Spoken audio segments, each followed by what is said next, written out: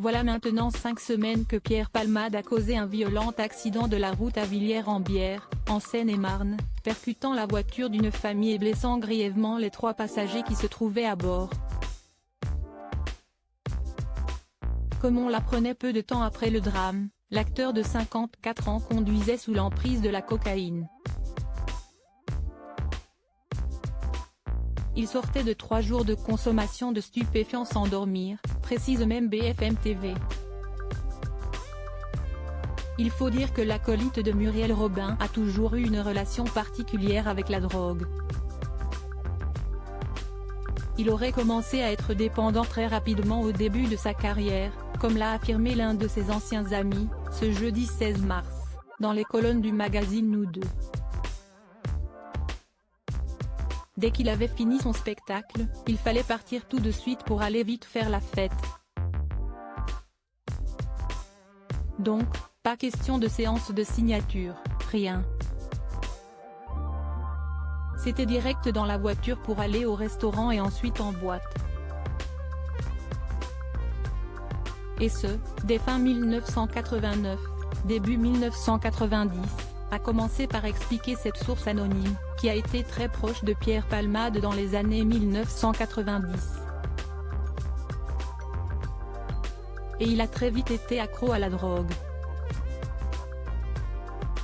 Lors de la toute première tournée, il n'y touchait pas, mais dès la deuxième, il me demandait, embarrassé, si je connaissais quelqu'un pour lui en fournir.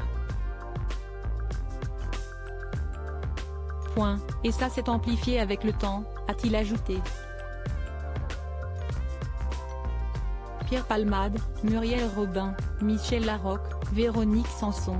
Les femmes de Xavier Lacoque, si est ce qui le faisait tenir. L'homme s'est également souvenu d'une fête dans une boîte de nuit belge qui avait fini par durer 3 jours. Il avait lancé un concours de celui qui allait rentrer le plus tard. Il est rentré à 23 h. Le lendemain. On allait alors dormir quelques heures et on recommençait.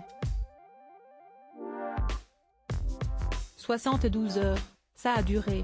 La coke, c'est ce qui le faisait tenir. Ça lui permettait de rester éveillé, a-t-il assuré à nos confrères, avant de révéler que l'ex-compagnon de Véronique Sanson n'avait pas hésité à faire ouvrir l'établissement spécialement pour lui durant les jours de fermeture et de mobiliser le personnel de l'établissement durant plusieurs jours d'affilée.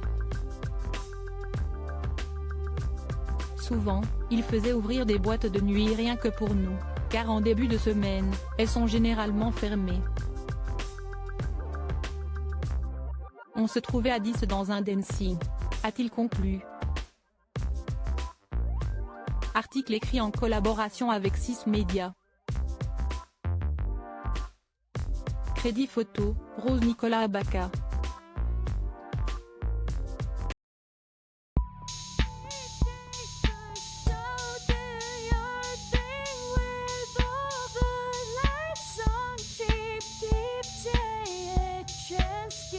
Keep